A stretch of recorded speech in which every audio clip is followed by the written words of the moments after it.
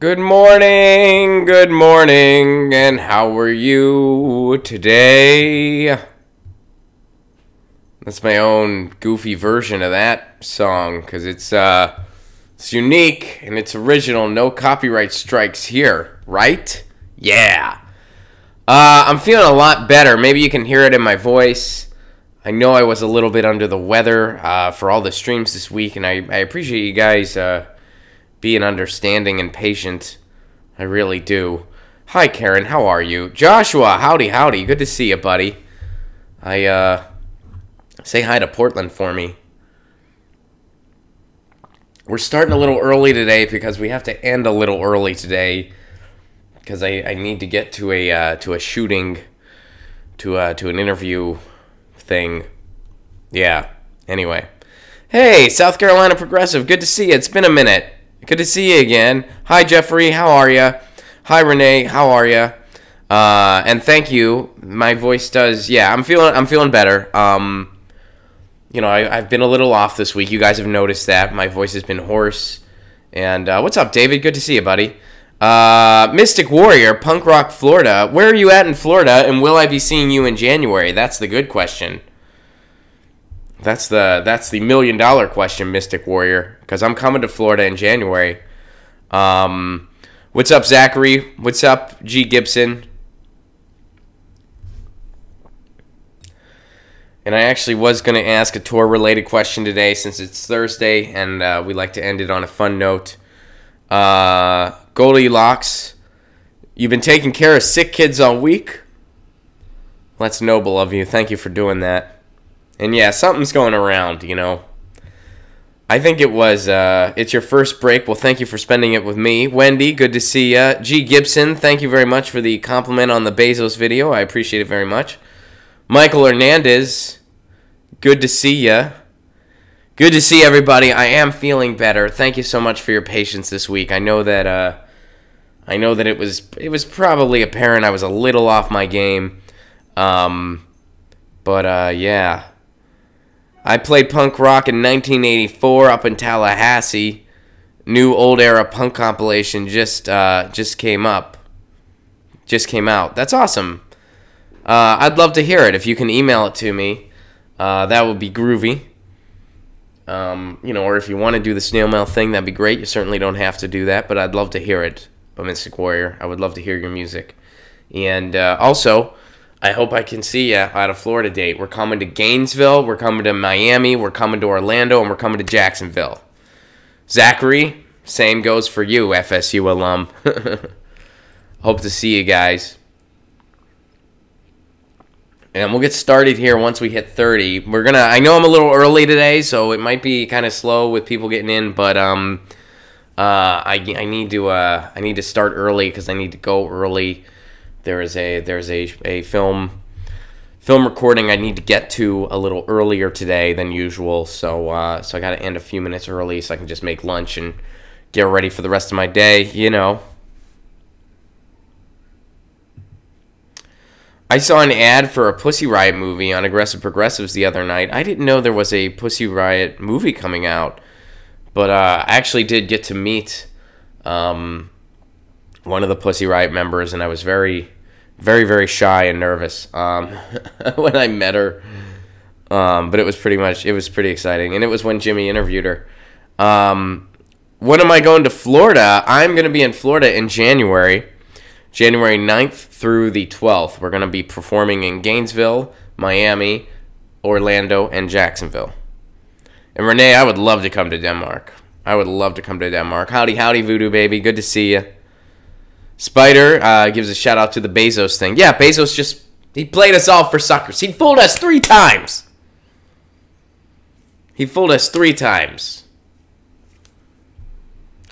Hello, Statutory. Hello, Jordan. The Pussy Riot movie is going to be full of Russiagate? Why? I hope that's not true. I don't know why it would be. But that's a bummer if that's true. I don't know. This is my first time hearing about it, so I don't know who's behind it. I don't know the situation. This is my first time hearing about it, so I am completely not in the know. But, yeah. I saw Dead Kennedys, Husker Du, and Otto's Chemical Lounge in '84. That's amazing, Mike. I'm a little envious. I am a little envious. It'd be cool to see Jello Biafra live. Oh, I didn't tell the story about how I ran into Henry Rollins at the airport. I need to do that. All right, that's how we'll start today. Welcome to Get Your News On with Ron. There are 30 of us. And you know that's how we do things here. If we Get Your News On with Ron, once we hit 30 people, that's when the show officially begins. We're starting a little early today because I need to end a little early today because I have to get to a recording a little earlier than I usually have to move on to another recording. So, yeah. So we're going to end a little bit early today. I'm feeling a lot better. I don't know if you can hear it in my voice. I know this week I was a little under the weather. It was probably apparent. So I appreciate you guys with your encouragement and your patience and your understanding. Yeah.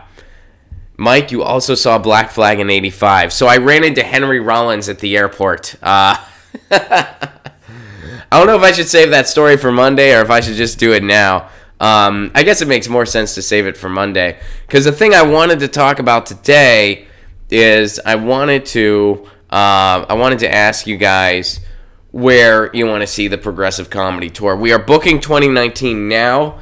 It looks like we're going to do Florida in January. It looks like we're going to do Hawaii in February. In March, we're doing New Orleans. We're doing Pensacola. And we're still booking a few shows in that area. So Pensacola, New Orleans, March. If you live in Baton Rouge or if you live in anywhere else like that, let me know because we're still booking shows there. April, it looks like we're doing Texas. So where do you want to see us in Texas? We're talking to Houston. We're talking to Dallas. We're talking to Austin, of course. Potentially San Antonio. Where do you want to see us in Texas? In May, it looks like we're coming to Utah. And it looks like we're coming to Idaho. And then other areas, we're looking into Colorado. We're looking into, we're going to do a Midwest tour, Chicago area, Indiana. We're going to do an East Coast tour, D.C., New York, Boston. So where do you guys want to see us? Where else should we come? We're still booking 2019 now. I know we've done this before, but near Connecticut, Magnetic Perturbation asks, definitely near Connecticut. Yeah, we might do a show in Connecticut, but we will definitely be doing New York City. We will definitely be doing Boston. Those are for sure. Connecticut, also a possibility on its own. But for sure, Philly, New York, Boston. Those are all definites. And D.C. will definitely, I mean, although that's further from Connecticut, but D.C. we are for sure 100% going to. So yeah, we are going to do the East Coast. Yeah. Hope your lady and Lucy took good care of you. Thank you, Goldilocks. They did. I'm so psyched about your tour.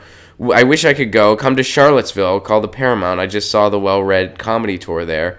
That's cool. I believe the Well-Read Comedy Tour are label mates of mine, although I've never met them in person. But also, we're coming to D.C. So that's kind of near. I don't know how close that is to Charlottesville. I probably should be.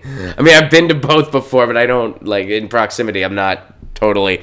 But we are coming to D.C., Goldilocks. I don't know if that's close to you. But Riverside, my editor lives in Riverside, Edwin. So, yeah, we'll have to. We're going to do more regional California stuff. I mean, you know, Graham and I both live in L.A., so we do a lot of California regional stuff. We're going to try to do Santa Cruz. I know Santa Cruz is on the short list, and maybe something like Bakersfield. But yeah, totally. Riverside, definitely a possibility.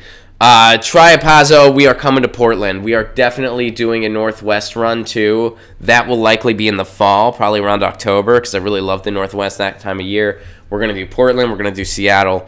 And we're probably going to do 2 college towns, too. I'm hoping for Eugene. And I'm hoping for Olympia. That's my goal. We would love it if Lee Camp did something while we were in D.C., Spider. And hopefully he'll have us on Redacted tonight. I would love that. San Diego. Cali, we will for sure be coming back down to San Diego. We did San Diego last year. Yeah, we'll come back down at some point. We have to figure out a different venue for the next time we do San Diego. Let's see. Mordor. Of course we're coming to Mordor. All right, so far you guys are naming places that we are already coming to, which is good. That means the routing is good. In California regional stuff, please do let us know, because, yeah, we kind of just take that, as it comes, you know what I mean? Because that's like our region. But we will be touring all those areas. Let me get into the Reddit here, see what's going on there. All right. You guys are already sending stuff. So let me see what else. Any other places you really want to see us? And then we're going to move on to the news. Hello, Mike. How are you? Never heard how the show went in North Carolina. Asheville was amazing. That was the first show we sold out. Yeah, Asheville was incredible. That was the first show we sold out on the Progressive Comedy Tour, and it was an amazing night. I love Asheville, North Carolina. It's one of my favorite cities. And, yeah. And the Fixerism, please tweet me an article about that. I saw that, and I want to talk about it today. Yeah, the Congressional Black Caucus voted no confidence on Tom Perez. I saw that headline, and I have hiccups. Please do tweet me something, because I'd love to talk about that today. I might even hiccup through the whole thing just to stay in theme. Voodoo Baby, we're coming back to Vegas. No worries there. Graham and I had an amazing time in Vegas. We will be back. Again, that's another regional thing. So yeah, that'll be like a regional thing for us being based in LA. Man, I wish I could have been there. You need to come back so I can meet you. I would love that. Pro Center, I guess you're in Nashville too. And Jeffrey, we're working on Santa Cruz. As far as the Southeast goes, we are going to be back. One of the things we're trying to do, so this is my idea, and for those of you that live in the Southeast, let me know if you think this is cool. First of all, the closest we're coming in the immediate future is New Orleans in March and Florida in January. So I know that's not totally close in the Southeast, but we will be coming there. We'll be in Gainesville. That's probably the closest to South Carolina or North Carolina is Gainesville, January 9th. But what I'm thinking of trying to do is we've entertained the idea of doing a Southeast college town tour where we do like Columbia, South Carolina, Raleigh, and then like maybe Knoxville, and just do a tour of like all the college towns in the Southeast. So we're thinking about doing that. I don't know. Let me know if you think that'd be cool. And we would come back to Asheville too. Asheville would be part of that. Mike Williams, yes, we are coming to the Twin Cities. Yes, we are probably going to do that around August, potentially. But we're going to do a Midwest run with Chicago and Indiana. We're also going to do a Northern Plains run with Minneapolis, Madison, Wisconsin. And yeah. Let's see. Where else did you guys mention? You mentioned a few other places that I'm pretty sure we are also planning. And man, now the chat's acting up on me. Michigan. Yeah, we're for sure coming to Detroit. Detroit is for sure on the list. We will definitely be coming to Detroit. I don't know where else in Michigan. Although, I have some friends in that area. So I think it's not out of line to say we might get a date in Ann Arbor. Or we might do something in Traverse City, because there's a producer friend of mine that lives in Traverse City, so we might do that. All right, so yeah, we're trying to get to as many places. And again, if you have any specific ideas, please do email me. But a lot of the places you guys are naming, we are going to be coming either there or at least close to there. We're booking dates now. We're already pretty much booked almost through March. We do 1 week a month and do one chunk a year. One chunk a month, not one chunk a year. It'd be a very, very, yeah. The tour will end in 2057. No, we do like 1 week a month, and we just do one different chunk of the country. So that's how we're doing it. We're hitting as many places as we can. When are you coming to Phoenix? I hope to come back to Phoenix. Hopefully, again, that'll be a regional thing. So hopefully within 2019. We were in Phoenix. We did Phoenix last May. So it would be a repeat for us. And we're, obviously we're prioritizing places we haven't been to yet, before we go back to other places. So May, we're going to do Utah and Idaho. And we're gonna do Texas in April. So that's kind of our travel in the Southwesty. But yeah, we'll be coming back to Arizona though. Corey, you recommend Traverse City? I love it there. I performed there before. It's a great town for comedy. It's a really, really good town for comedy. Maybe Michael Moore would come. He would. It is very pretty. Very, very pretty place. All right. So, let's go here. And here's an example of net neutrality being scapegoated once again. AT&T CEO. Too many letters, guys. Way too many letters. I can't do that. AT&T CEO. That's wobbly, huh? That is a wonky little doodle there. Look at how pissed off he looks. He's like, "Brr, this is way too big for his face." You guys see this? It's way too big for his face. It looks stupid. It looks like he has cheese on his face. All right, state net neutrality and privacy laws are a total disaster if you are trying to price gouge the internet like a predator. All right, they don't include that part, but I did. Ooh, and scrolling is not my friend today. Scrolling is not my friend at all. We got to close out of some stuff, I guess. All right. AT&T CEO Randall Stephenson yesterday urged Congress to pass net neutrality and consumer data privacy laws that would prevent states from issuing their own stricter laws. There are a number of states that are now passing their own legislation around privacy and, by the way, net neutrality. What would be a total disaster, and this is his quote, what would be a total disaster for the technology and innovation, bullshit, you see happening in Silicon Valley and elsewhere is to pick up our head up and have 50 different sets of rules for companies trying to operate in the United States. Well, then you shouldn't have messed with net neutrality in the first place, buddy. You shouldn't have messed with it. The Journal didn't post full video of Stevenson's interview, but described other remarks on net neutrality in an article. There should be no blocking. ISPs should not be allowed to throttle someone else's content, and any device should be allowed to connect to the internet without interference, he said. But he made no mention of banning paid prioritization, which was banned under the now repealed FCC rule and by the California law that AT&T and other ISPs are fighting in court. The omission makes sense, given that AT&T has previously argued that some forms of paid prioritization should be allowed. So they're fine with fast lanes and slow lanes. Stephen also apparently did not call for any limitations on zero rating. Why? Because they could use their video servers more than other ones, and it would help them eliminate the competition. Then when they eliminate the competition, what are they going to do? They're going to price gouge you. If they're the only video platform in town, man, it's all theirs.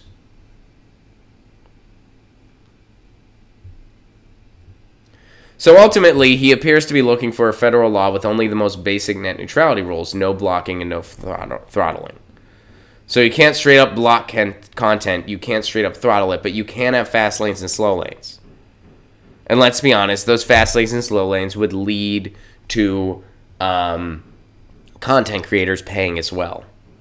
So basically, he wants the lightest restrictions possible so he can find a way around them. And let's see specifically, we can go here. AT&T describes post-net neutrality plans for paid prioritization. So the ISP claims they're not interested in creating fast lanes and slow lanes. Well, what are they interested in?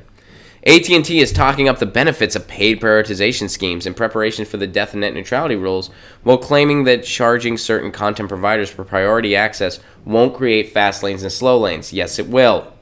Yes, it will. The issue of paid prioritization has always been theoretical. So they're saying they're fine with this. They're saying that they're okay.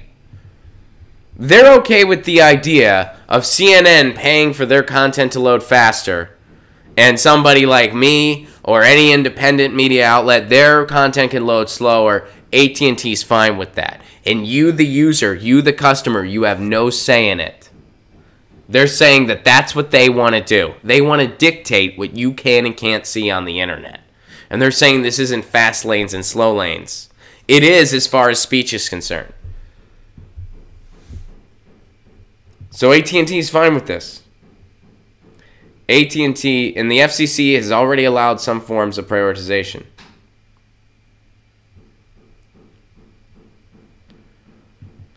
So AT&T is fine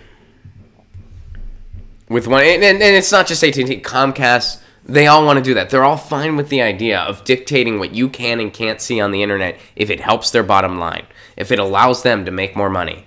They're already making record profits. This is why we need to put the internet back in the public's hands, or in the public's hands for the first time. This is why we need nationwide municipal broadband.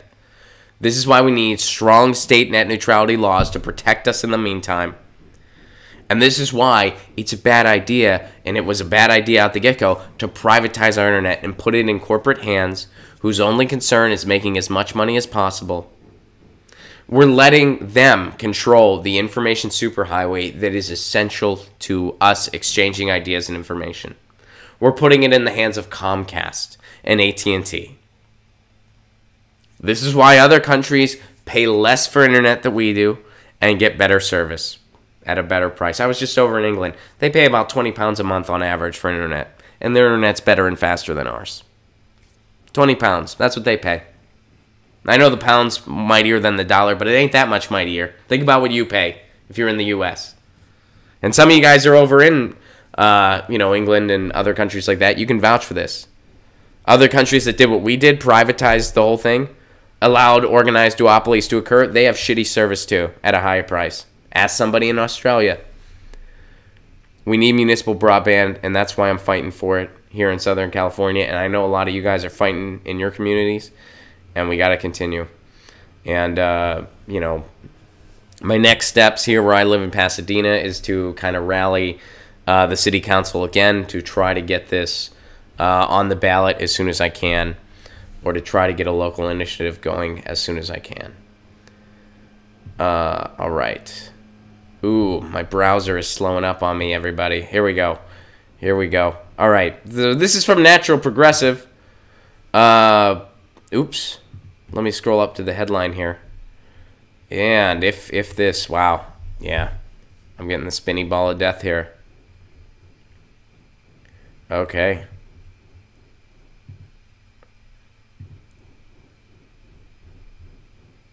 All right, here it goes. And this article has a lot of kind of pop-ups going on, so as soon as we're done with it, I'm closing out of this.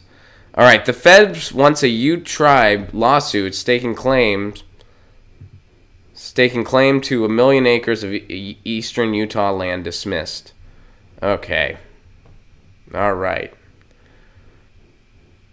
Wow. All right, so over in Salt Lake City, the federal government is asking a judge to dismiss a lawsuit filed by the Ute tribe staking claim to nearly 2 million acres of land in eastern Utah. It's a lawsuit over a huge chunk of the state known as the Uncomparage that the tribe has accused the federal government of essentially stealing. I'm going to go out on a limb here and saying that that accusation is ridiculously accurate. I'm going to say they're probably right on.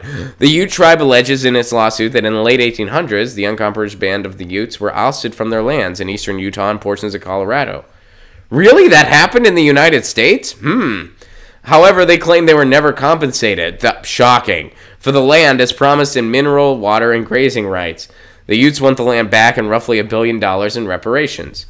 But in a new court filing asking the judge to dismiss the Ute tribe lawsuit, the U.S. Department of Interior claims they claimed that the tribe waived its rights to the land and everything on it under a $125 million settlement agreement in 2012 in another piece of litigation. Okay, so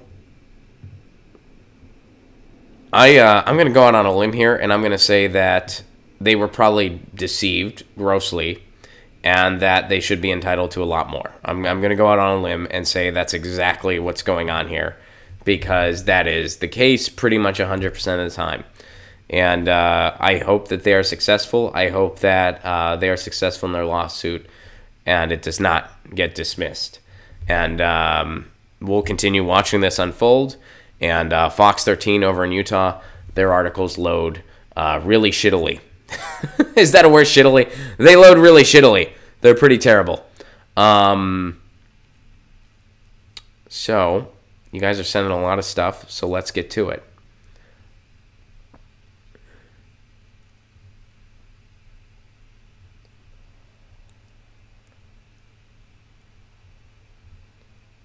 Oh, man, I heard of... All right, David sends this. I heard about this. This is one of those where I feel weird. All right, let me make sure I don't like this tweet, because it's like... Sometimes when I retweet stuff for Get Your News On With Ron, which is our standard here, people think I'm, like, celebrating whatever the news is. And I'm not. I mean, I'm just saying this is the news and this is what we're talking about. So sometimes I have to be careful. Like I've already made sure I don't like the tweets when people send me news articles, because there are times like I would like the tweets because that was just how I did it, because you were sending me news. I wasn't liking the news itself. I was liking the fact that you were participating in the show, and people that didn't know about the show and didn't understand that would get mad at me for it. And I had one guy, and I explained to him what it was, and then I just was like, look, I'm not gonna like, oh god, and this Hartford Courant, they have a pop-up a minute, god damn it. All right, so here's what happened. Man shouts Hail Hitler, Hail Trump, and does the Nazi salute during the Baltimore performance of Fiddler on the Roof. Wow. A man shouting a pro-Nazi and pro-Trump salute during a performance of Fiddler on the Roof in Baltimore has reignited discussions of anti-Semitism amid increases in hate crimes in Maryland and nationwide. Audience member Rich Shear said the outburst during intermission at the Hippodrome Theater on Wednesday prompted fears that it was the beginning of a shooting. The man who had been seated in the balcony began shouting, Hail Hitler, Hail Trump. Immediately after that, people started running. And a lot of people thought he was going to start shooting. Wow. Police were called, and security escorted the man out a few minutes later. But Shear, 49, said it was hard to focus on the play after that. Yeah, no kidding. Of course, Fiddler on the Roof tells the story of a Jewish family as it faces persecution in Russia. It's really sad that this is happening now in our society. It's one of those things. Trump is a Nazi symbol. I mean, he just is. He couldn't denounce Nazis. He couldn't do it. There were good people on both sides, according to Donald Trump. So if you are a Nazi, you got your guy in the White House. You just do. And like I always say, it's like, this is what lesser of two evilisms gets you. Because, yeah, when you keep moving to the right, and you keep moving to the right, well, we're at the point now where we got Nazi sympathizer. So if we keep going this incremental route, is it going to get to the point where it's Nazi? Are we going to get to that point? And, when I bring that up on more centrist shows, people look at me like I'm being extreme and ridiculous. Meanwhile, in Illinois, a Nazi was running for office. An open Nazi ran for frickin' office in Illinois. So, no, it's not an embellishment. It's happening. It's real. I mean, what's it going to take? Is it going to take to the point where a Democrat is a Nazi sympathizer or a Republican is an actual Nazi? And no, I'm not. We're already slowly getting to that point. And that's what incrementalism gets you. But anyway,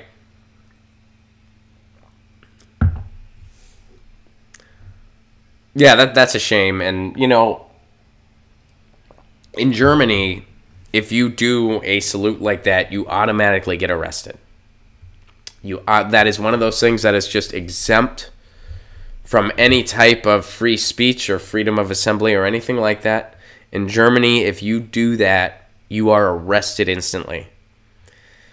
And considering history, I don't think that's unfair. I think that's very fair. And, yeah.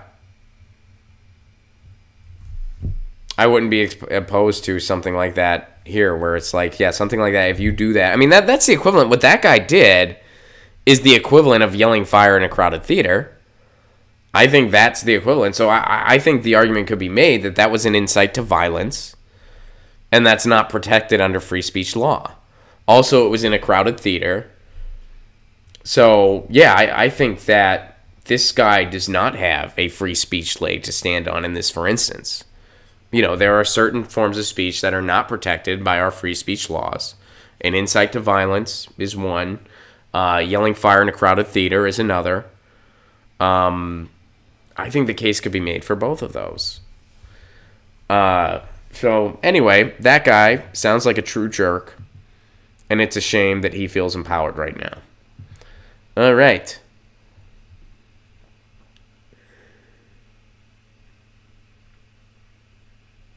Ooh, Long Beach shares something kind of alarming here.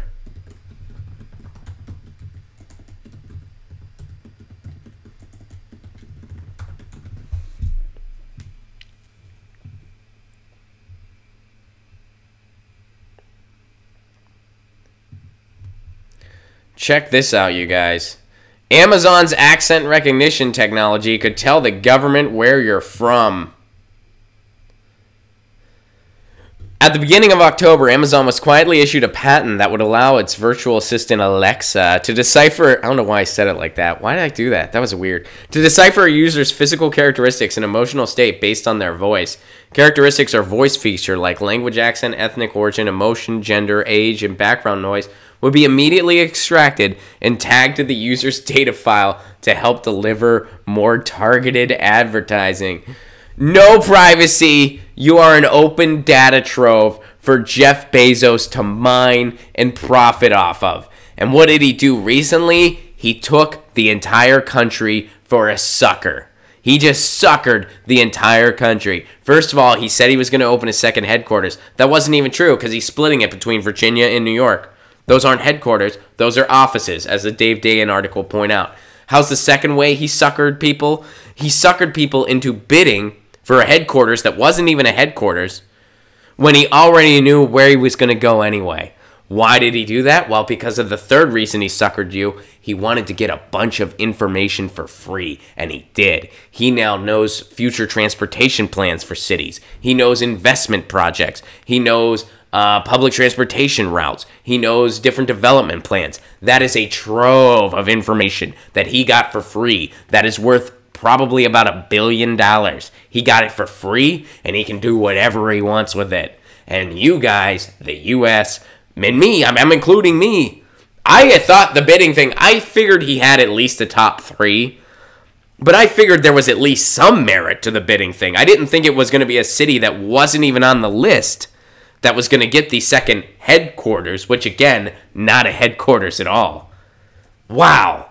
That is a plot to a comic book. Jeff Bezos, he's paying homage to Stan Lee by imitating his villains. That's what Jeff Bezos is doing. He is a human comic book villain. That is literally the plot to a comic book. I'm going to trick this city into giving me... We talked about this yesterday. But anyway, now this guy is going to be able to just figure out where you're from via Alexa. The algorithm would also consider a customer's physical... Okay. The civil rights issues raised by the patent are similar to those around facial recognition. Yeah, you think. Around technology, Amazon has used in an anchor of its artificial intelligence strategy. And who are they working with? The CIA. You know what? I'll let you know. Alexa and whoever else wants to listen. I'm from Pittsburgh, Pennsylvania. That's where I was born. That's where I grew up. I've lived in a couple different places. I currently live in Southern California. And here's some other information I want to give you. Right here. Right here. You want some information, Alexa? You want some information, Amazon? Here's my profile. Have this be my profile. Right here. Just have this. Right here. This is my profile. That's what I want to be my profile. It could say Ron Placone, born in Pittsburgh, Pennsylvania. Boom. That's all. He wants to share that. He wants to share that. So that's going to be my... I already made my profile. You guys, you go ahead and make yours. because they're gonna try to get it anyway. So I volunteered where I'm from. You don't need to analyze my accent. Ooh, what's that accent? Has a little bit of a Midwest tinge, and sometimes he says twinge. Who does that? I don't know. I think he made it up. It has a little bit of a Midwest tinge, but I don't know, maybe he's traveled around a little bit. At one point, I had a little bit of a Southern twang. I had a little bit of a Southern thing going on. I still say things like howdy, howdy. I still say things like y'all, because I lived in Nashville for a while.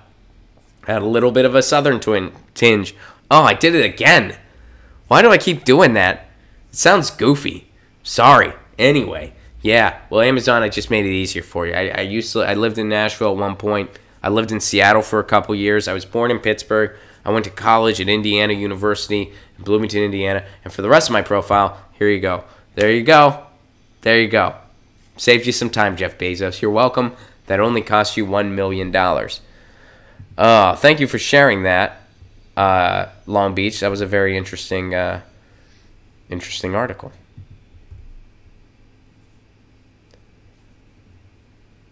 Oh, here's something interesting. Here's an update on the an update on what's going on with the recount in Florida. Let's see what we have to update there. This is from Edwin. This looks like it might not be good news either.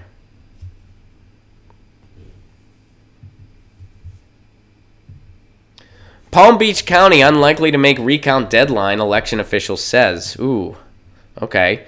There was little activity visible in Florida's third most populous county where ballot counting machines had overheated. Wow. Florida's third largest county is unlikely to make a Thursday afternoon deadline to finish a machine recount in the state Senate and governor races after mechanical issues hobbled the process. The likelihood is pretty slim, and it's very disappointing. The reality is that we were very close 2 nights ago, and then our machines went down. It's not for lack of human effort. Butcher is still holding out hope, however, that her team will be able to complete the machine recount in the Senate race, which is closer than the governor's race since her older machines can process one race at a time. And there's Mitch McConnell in a video there. Oh, he disappeared. He was likely smiling over the fact that the recount wasn't going to happen. Other counties in the state appear on track to meet the 3 p.m. Thursday deadline. So that's coming up very soon. If they don't, the numbers from the initial count completed Saturday will stand. So that's, as of the recording of this, that is coming very soon. Because they're saying 3 p.m. Eastern time on Thursday. We're almost there now. I'm assuming they mean Eastern time because that's where Florida's at. So we will see about this deadline in an hour and a half. We're not going to be on the stream. The stream will be over for a while by then. But that's when we'll find out more on this. But things aren't looking good. I have a feeling they're not going to make either. I have a feeling, given the fact that they're forecasting this, that it's not going to be good. All right.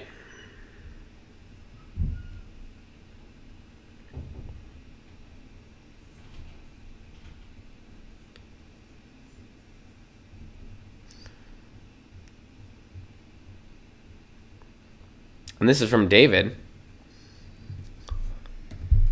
I like David sometimes does callbacks to stuff we talked about on the stream. I talked about Traverse City, and I mentioned Michael Moore, and here we go. We got an article concerning Michael Moore.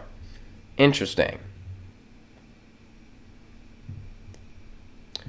Michael Moore claims that the Dems' only chance to win in 2020 is to run a beloved American like Michelle Obama. Man, so I'll be honest, Michelle Obama, I was fooled. I will openly admit that now, in case anybody pulls up some older videos of me. And, I'm not ashamed of that. I really thought that Michelle Obama was going to be what we wanted Barack to be. I really did believe that for a long time. And I don't feel that way anymore. As time went on, I realized that wasn't the case, and that's okay. It's no big deal. But I can openly say, I really thought that Michelle Obama was gonna be what we thought Barack Obama was gonna be. I really held out hope for that for a long time. No pun intended with the hope thing. But she's not. You know, and Barack Obama, you know, he was a moderate Republican all along, by his own admission. That's his own admission. That's how he identifies, and you know, so anyway, I don't agree what Michael Moore is saying right here, but there was a point in time where I thought that might have been the case, and I was wrong. This was a while ago. I mean, I'm not saying like I changed my mind last week. Like I changed my mind. Like we're talking a couple years ago that I felt this way. But you know, I am not. I can admit when I've been fooled. Documentary filmmaker Michael Moore thinks Democrats will lose the 2020 presidential election if traditional candidates represent the party on the ticket. The liberal film director doesn't believe that politicians have a shot. Okay, he dismissed early favorite candidates Kamala Harris and Cory Booker. I agree with him there. Moore expressed his strategy for Democratic success. We cannot run a politician against Trump. We will lose. We have to run a beloved American. It's got to be like a Michelle Obama, or it's got to be a Sully Sullenberger. So I don't agree with Michelle Obama, but I do agree that if we ran a kind of out-of-the-box candidate, it could be a good thing. However, when people in the mainstream say that, they're referring to Oprah in most cases, and I don't think that would be a good idea. He went on to ask why Democrats aren't thinking along the lines, saying they will lose in 2020 if they don't. Moore correctly predicted Trump's victory in 2016. He's not the only one. A lot of people did, including myself, and has since made a documentary focusing on his presidency called Fahrenheit 11/9, which I have not seen yet, but I'm willing to see. You know, I thought Michael Moore's made some great movies. I haven't seen all of his work, but I thought Sicko was great. I thought Fahrenheit 9/11 was great. I haven't seen the capitalism one. I haven't seen yet. But yeah, and I see where he's coming from with some of that statement, but I don't agree with all of it. I don't agree with the names he mentioned. I do think that running someone that's out of the box like an outsider could be a good thing. But if you're referring to Michael Bloomberg or Oprah or Michelle Obama, no, I ain't on board. I don't think that's a good thing, and I don't think they'd beat Trump. And I do think there's some people in the political realm that could beat Trump, i.e. Bernie Sanders, i.e. Tulsi Gabbard. I wish Michael Moore would have mentioned those names, because while they are politicians, they are very much outsiders in the political realm. So, but I don't know where he stands on that. So, Edwin, thank you for sharing a little bit of thoughts from Michael Moore.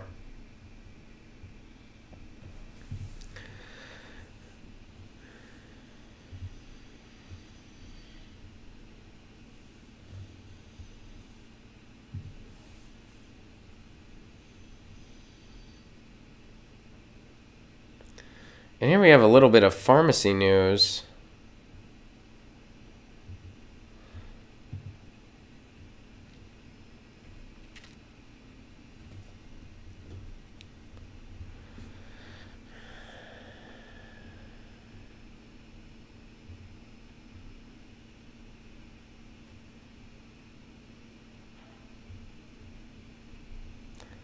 All right, so let me get over to this. And then we will be wrapping up a little earlier today. Police and health advocates in Blumenthal put out warning for Suvia, okay? In East Hartford, this is in East Hartford, Connecticut. Senator Richard Blumenthal had police and health advocates by his side when he said approving Suvia for pill form is like pouring gasoline on a raging epidemic fire. It is 10 times more powerful than fentanyl and 1,000 times more powerful than morphine. It's not a new drug. It's been around since the 1980s, but it has only been given intravenously, and now they approve pills for it. About 2 weeks ago, the FDA approved for companies to make the drug in pill form and says it will only be used in medical care settings. It could be available as early as January. First responders say it will be very dangerous if this hits the streets. And the person that tweeted this, they kind of made the point of, gee, it's really interesting, and I guess interesting is a very light way to put it, but it's very, I guess, alarming that people aren't looking into medicinal pot the same way they're looking into something like this. That you can get something like this through a drug that is clearly more dangerous than medicinal marijuana. But, you know, medicinal marijuana approved in medical settings, we're still really pushing a boulder uphill with all that. And of course, we made some progress. Of course, legalization's been huge, and more states are getting on board. And I think it's only a matter of time before it becomes a federal thing. But, you know, we've done some other coverage of stuff where they're looking into actual medicine prescribed in a medical setting. And we still have such a long way to go. Meanwhile, something like this gets pushed through. And the question remains, when are we going to get over a propaganda film that was made in the 30s? Reefer Madness was made a long time ago, and it's a bunch of nonsense. And we should have evolved from that and realized that cannabis is safer than a lot of other pills that can be addicting. I'm not saying pain pills should not be a thing. I think they should be, but we should be looking into cannabis alternatives too. And I'd rather see cannabis medicine go further as opposed to something like Suvia. Or something that's a little more dangerous. So I see where they're coming from. This is from Sebastian. And it looks like we have a little Hillary Clinton news.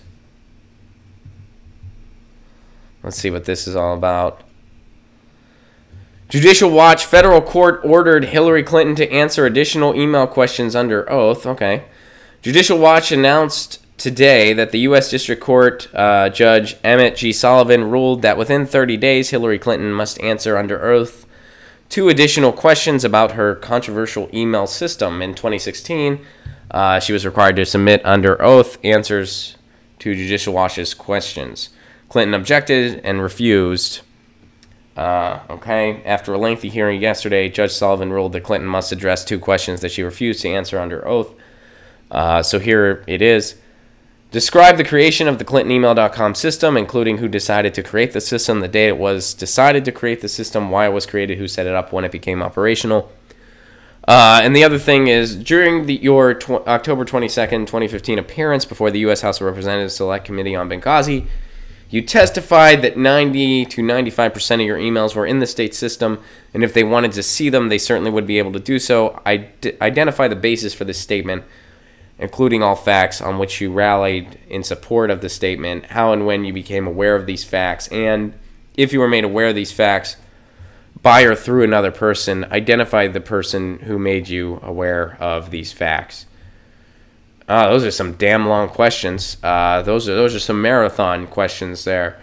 I'll be totally honest with you guys. I get a little uneasy every time Hillary Clinton's name is mentioned. And it's simply because I firmly believe, and this should come as a surprise to no one, that our politics are just better off without her. And if she runs again, we are guaranteed 8 years of Trump. I mean, it's just... there's just no getting around it. And I just wish she would do something. I mean, there's no reason why. I mean, all these people are saying she's going to run again because she can't let her name go out like this. Like, well, she's going to lose again, first of all. But second of all, she doesn't have to stay in the political realm to accomplish that. She could take up a cause. And I've mentioned this many times. She could take up a cause and take her career in an entirely different... or she could just do nothing, first of all. I mean, she's rich enough. She could just do nothing the rest of her life and be fine. But if she wanted to remain active, she doesn't have to run for president again, proving that she is the most selfish person in the world and guaranteeing us 8 years of Trump. She could take up a cause. She could take up the Electoral College. She could do that. People would... I mean, a lot of people would be like, that's pretty noble. The Electoral College is messed up. Al Gore took up global warming after he got screwed over by the Electoral College. He took up a cause. Hillary Clinton could do that same thing. So it's not like if she doesn't run for all these people that are wanting her to run for president, they're saying, well, she can't let herself go out that way. She doesn't have to do that. So she doesn't have to run for president. There's so many other things she could do. But I think it's very hard to dispute that Hillary Clinton's only concern is Hillary Clinton. So she wouldn't take up a cause, because when you take up a cause, you're not front and center. It speaks volumes that, well, Bernie Sanders was out promoting Medicare for all, Hillary Clinton was out promoting her book. That tells you everything you need to know.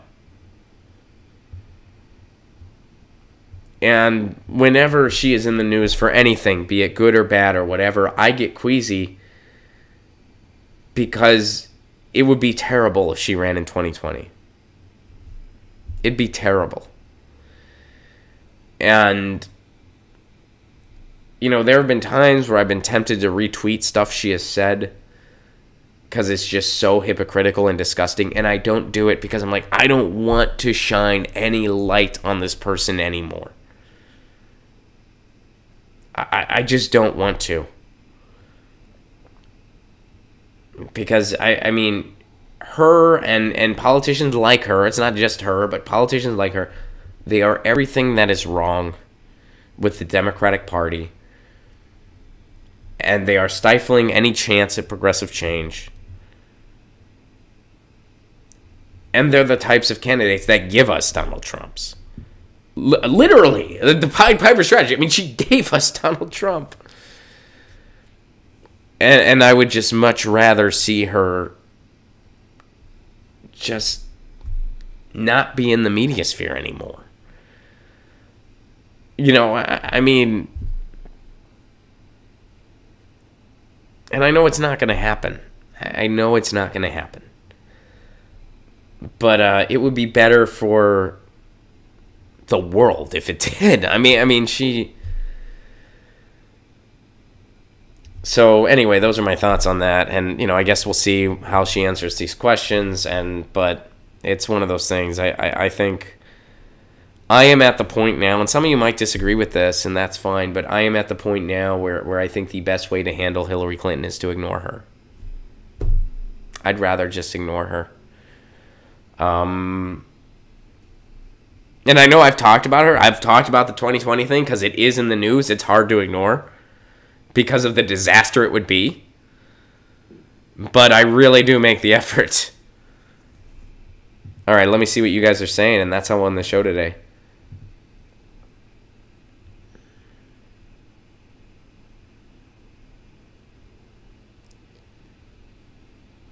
Anthony, thank you very much for the super chart. Thank you very much for the super chat contribution. We were born to experience a slave planet, and then we die. You the man, Placone. Thank you, Anthony, but I guess you ended it with a little more optimism. You the man, Placone. We were born to experience a slave planet, and then we die. Thank you for the super chat contribution.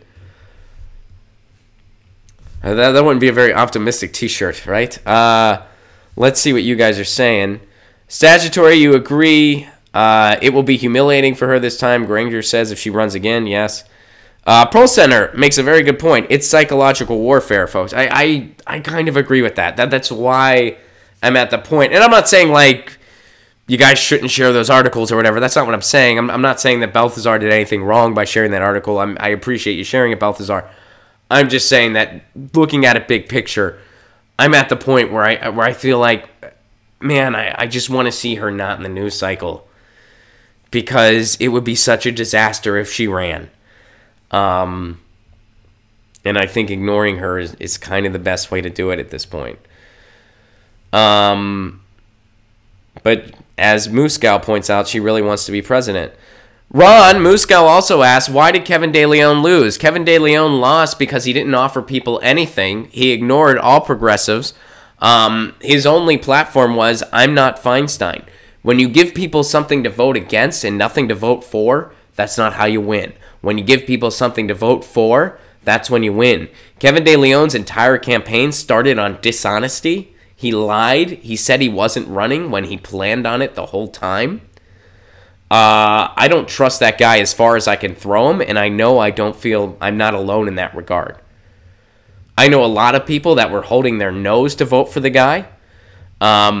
I didn't vote for him. I left it blank. I didn't vote for either one of those two corrupt candidates. Why should I choose between two corrupt Democrats? Why should I do that? There's no reason.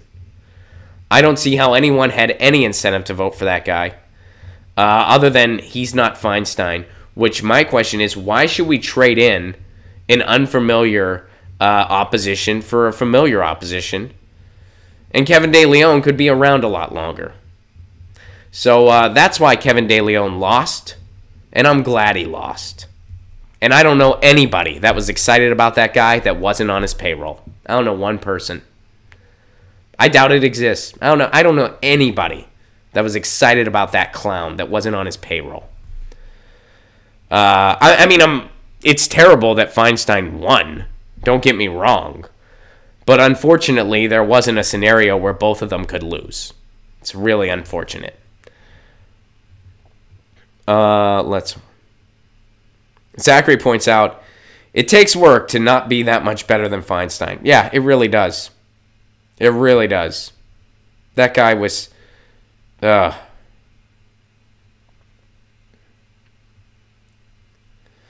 Nathan gives out a nice PSA. Tell your neighbors about the dangers of the corporate media. M. Moss says Hillary's 2020 Pied Piper strategy will be pent. Maybe. I guess we'll see. Let's see. Keep thinking everything is legit and we're bound to keep sinking. Ron, didn't Ro Khanna suggest Kevin? I don't know. I know that Ro Khanna endorsed Kevin, and, it's one of the things we disagree on. I don't agree with Ro Khanna on everything. But no, as far as what happened there, a bunch of progressives contacted De Leon's office asking if he was going to run. He said he wasn't. And then he ran anyway.